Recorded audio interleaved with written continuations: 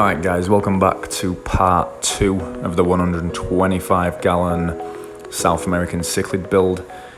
In the previous video, which I'll link top right hand side of your screen right now, we went over prepping the new aquarium fish room for the 125, cleaning the tank, and then a basic outline of what we're using. That started with the Carib Sea Supernatural Sunset Gold sand substrate, then some river rock that we picked up at a local landscaping yard, and then some aquarium driftwood that we got from my local fish store. If you want to check that out, feel free. I'll also be doing a full tutorial on this tank once it's kind of dialed in and fully set up, and I'll give you a complete overview of the equipment that we're using and that kind of thing, because it's still not 100% done, as I actually had an issue with the FX6 and some of the aquastop valves. So it's currently only being filtered by the 3 sponge filters that were previously running, the 55 gallon and a wave maker, just to help with water circulation, but it is looking pretty good. So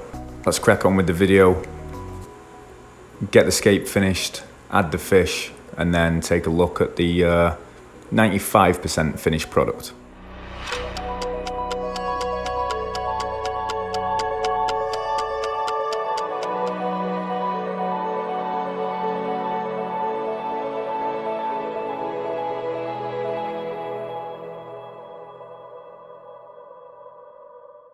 So after a few hours of scaping and making sure that everything was weighed down correctly, whether that be through slate connected to the driftwood or by some river rock on top of the wood, this is what we came up with. And overall, I'm absolutely buzzing with the turnout.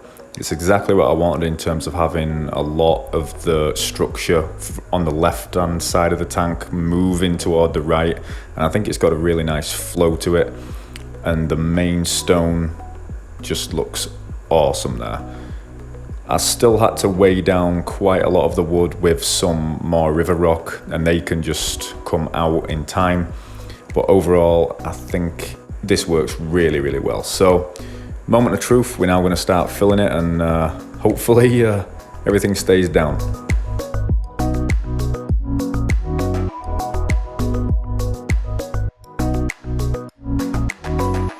During this process, I also added some decorative gravel around a lot of the rocks. Sometimes in aquascapes you can kind of get away with the large rocks going directly to sand, but I just think with the river rock this time it just looked a bit odd. So I wanted to add some of this stuff, especially more prominently on the left hand side of the tank where a lot of the structure is, and then it slowly fades toward the right. So thought this was a pretty cool idea, and you guys will have to let me know if you like it in the end product.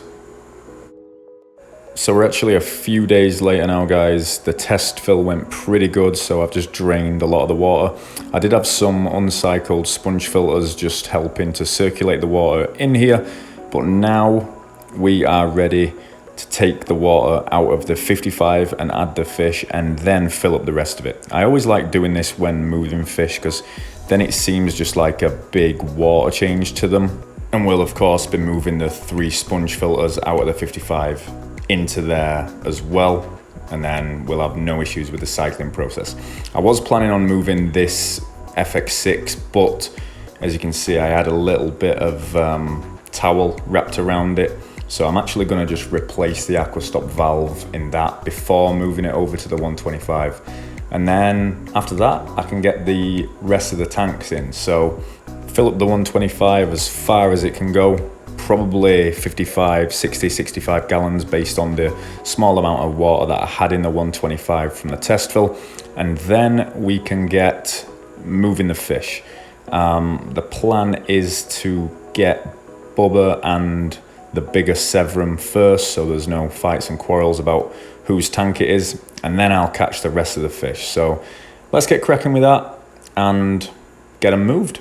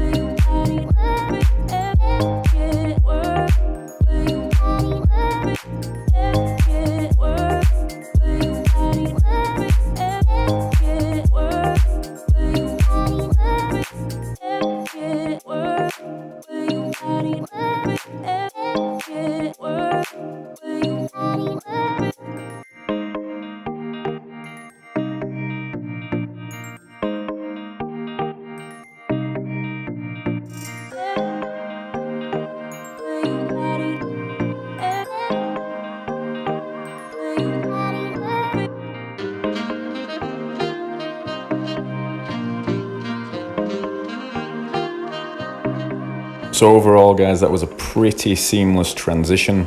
Got the sponge filters moved in there, got all the fish, and they are looking awesome.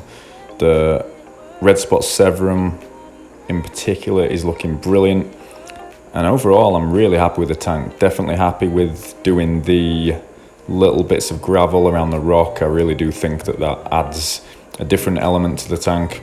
And now we're just filling the tank up some more. As you can see, I've got the thermometer right at the front just to make sure that the temperature going into the tank keeps the tank at a solid 78 degrees Fahrenheit. Bub's there just killing it, and he has coloured up massively. Him and the severum right now just looking awesome. So we're gonna get this tank filled up to a decent degree. I might not fill it completely tonight, maybe just to about there. And then over the next 2, 3, 4 days, I'll fill up the rest of the way. So let's now take a look at it 100% filled 2 or 3 days later.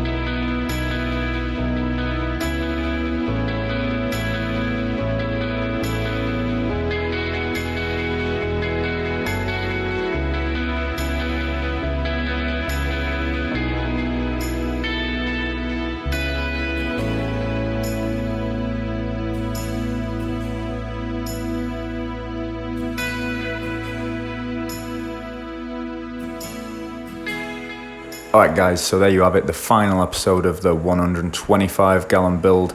Overall, I'm absolutely loving this tank. Let me know what you think to it down in the comments, and leave this video a like if you've not already.